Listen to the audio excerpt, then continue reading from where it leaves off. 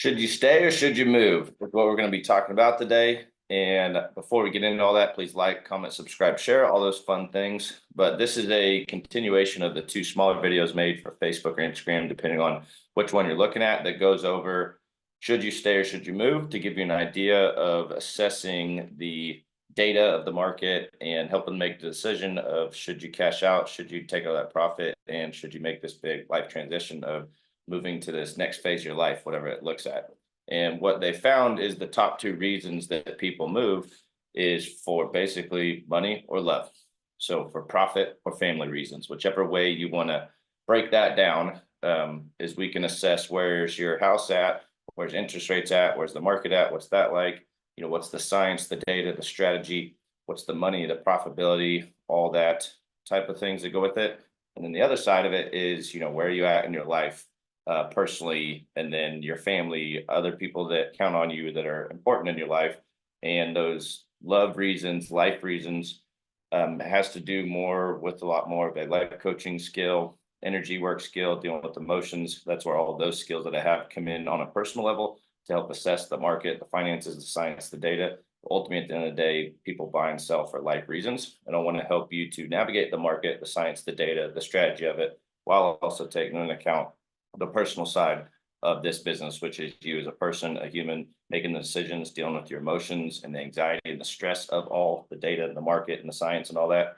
But that kind of breaks down what we're going to assess today and go over, and hopefully this helps give you some more clarity and understanding of how real estate works from the science and the data standpoint, and then on the personal standpoint of everything. So I'm going to go ahead and start screen sharing with you a few things to help break down the visuals of it all.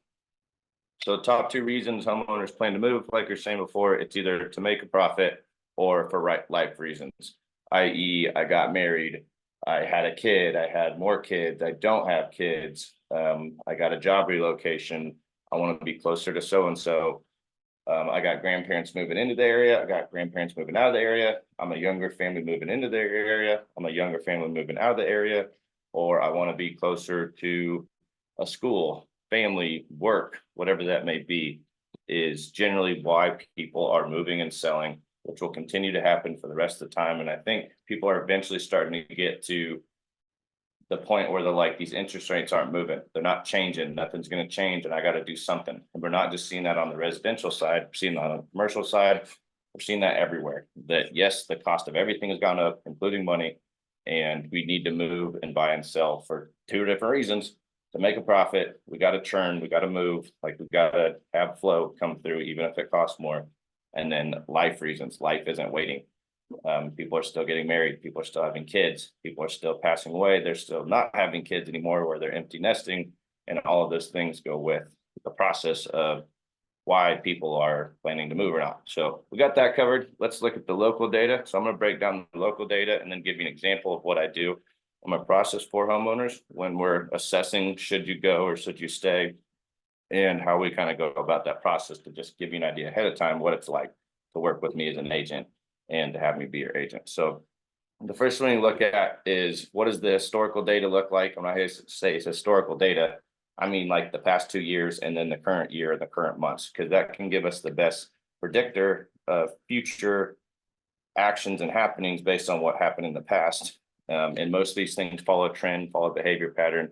As you can see, as the spring and the summer starts to ramp up, there are more houses that are sold just because of the weather is better. People tend to start doing more things. They will go put their house on the market because they're buying another one. Just that tends to be when those life reasons tend to shake out, mostly is in the spring and the summer. So knowing that, you kind of look at that and say, I want to make sure I'm positioning myself in one of the most active times to sell, not necessarily the best time to sell all year, but one of the most active times with it. Because even though there are more people looking, there's also more listings you got to compete with too. So you have to kind of take both of those things into account.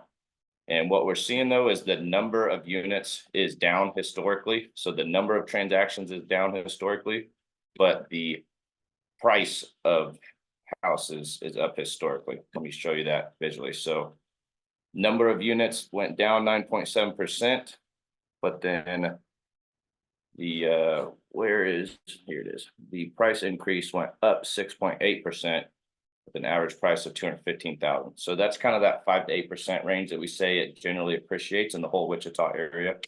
And this gives you an idea of market wide of our whole South Central Kansas MLS to give you more of an idea of what's going on, from a regional standpoint. And then obviously when we get to your neighborhood, like this example here, I'll show you, we break it down to just your neighborhood and what's going on there with, here's the geo-fenced area I pulled all the comps from. And then here's every single listing broken down from what are things generally selling for in the area, then price per square foot, then bedrooms and bathrooms, then square foot, then garage size, then condition, then finishes. That's kind of how a buyer and appraiser weights both this. And we get very specific to your neighborhood, your market, your personal situation. Then obviously from there, we get into your life situation, which is more of a one-on-one conversation because everybody's special and unique and different. Although we do see behavior patterns, trends, common dilemmas, common, FAQs that people are dealing with whenever it comes to buying their first house, selling their first house, downsizing, whichever phase or transition you're needing to make in life that goes with this real estate piece of everything. That's on a much more, custom level that I life coach you or help you through that life transition of what you're going into next with everything. It's a big change in people's life, and the market and the data and numbers are one thing. Dealing with the human on the other side of it is a whole nother thing, which I've been trained on extensively with life coaching skills, Reiki, energy work, therapy, coaching, all the things for not only myself, but also for, you in making this transition as it relates to real estate. So I'd also give you an assessment of like how many days on market you can reasonably expect based on past records of everything. And then when I see the house, I can give you more of a definite number of being like, here's where I suggest we list at, but I can give you kind of a range ahead of time.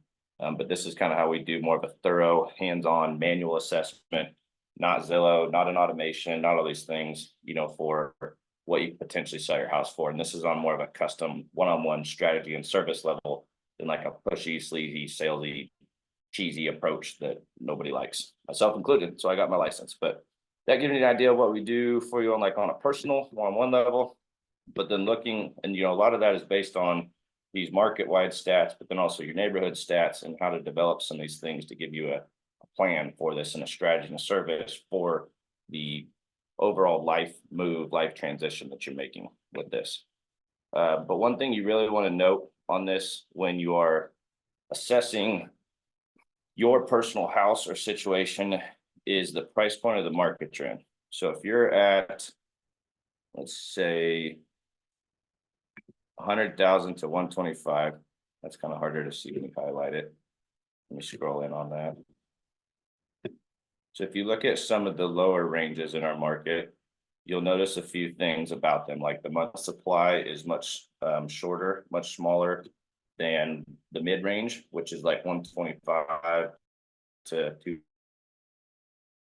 And those are the ones that are getting negotiated down where the prices are falling, quote unquote, where they're getting less than 100% asking price.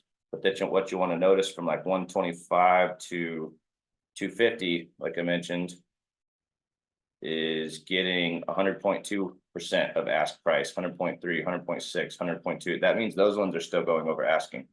But then as you get to 300 and above, these ones are starting to get slightly less than asking price. So there is some negotiating room, some falling prices there, what have you. So you really got to look at it as your price point and the range you're looking at. Same thing with days on market, where you look at your individual one to say these listings at 125 and below, the average days on market still fairly high, 32, 21, 43, 25. From 125 to 250 is still honestly fairly high as well, 35, 21, 17, 22. And then the ones at like 300 above are much longer, 36, 63, 48, 41, 91. I mean, these houses just take longer to sell. So coming into this with the idea or the attitude of, I'm going to put my house on the market, I'm just going to sell right away in the first weekend, is a thing that isn't really happening anymore. And so this is where we really got to objectively look at the data and the numbers and the stats of the market to say, this is what's going on. Even though I love my home and I love my personal situation, we got to look at this objectively from a scientific standpoint of the numbers lie, and the data is the data, and we got to make strategy and service plans on the data and on these plans with everything, not necessarily just on hope or emotion or prayer, which I'm about all those things. They just don't make a very good core business strategy. Those are kind of secondary strategies to help you deal with the primary strategy of what the science and the data says on it all. So that gives you kind of an idea of where our market's at, from a national perspective, a local perspective, and then obviously everybody's individual perspective differs. Just like this one, I was giving you an example of who I was pulling for their house to kind of get an idea of what it would sell for, how fast it would sell for, how to position it in the market compared to others. And that's what you're getting from me as a solid listing agent, is not just strategy on positioning your house where you want to price it at, also the long-term service plan that goes with all this as well. So let me jump into that one real quick just to show you. And these are all unique strategy service plans to Team Home Hero and myself here at LPT Realty that I've developed over the last 8 years being licensed, for myself and also for my clients, because I still flip properties, I still own properties. I'm very strategic at making a profit, but in buying and selling real estate. And then same thing with, I have family, I have personal goals I'm trying to achieve with this real estate endeavors that I take on. And I really enjoy doing that for other people too, to kind of come together and put a cool, creative, unique strategy and plan together for them on how to win. Load internet. Here's all of our professional process to give you an idea: pricing, media marketing, launch day, proactivity, offer negotiation, and then protection. But then also there is down here, it gives you an idea of the marketing plans and then the ongoing service plans, so that when it doesn't sell right away in the first weekend or the first week, it's not the end of the world. We have an assistant, we have a plan ongoing for this to service the listing with feedback reports on Mondays and Tuesdays, adjusting advertising and marketing from there. Wednesdays we'll do price adjustments and relaunches, and it's kind of just wash, rinse, repeat, because there's 3 things to sell a house, which is advertising, condition, and price. And typically it's never a shortage of advertising or marketing, or if there's a lack of showings, that's a message. If there's feedback from the market, that's a message. And then from there, we can adjust and improve price or condition in order to get this thing to sell, or we just got to wait it out till that one right buyer comes through, which you're seeing as the average days of market is a lot longer these days on everything. So hopefully it helps give you more of an idea of, do you want to stay? Do you want to go where the market's at? Obviously, this is very generalized, advice, but if you have a specific question or specific situation, that's where we got to work more one-on-one, custom. Shoot me a message, follow the links below. Check out some of my other videos on Wichita and what's going on here real estate wise. I appreciate you watching as always, and we'll talk to you soon. See ya.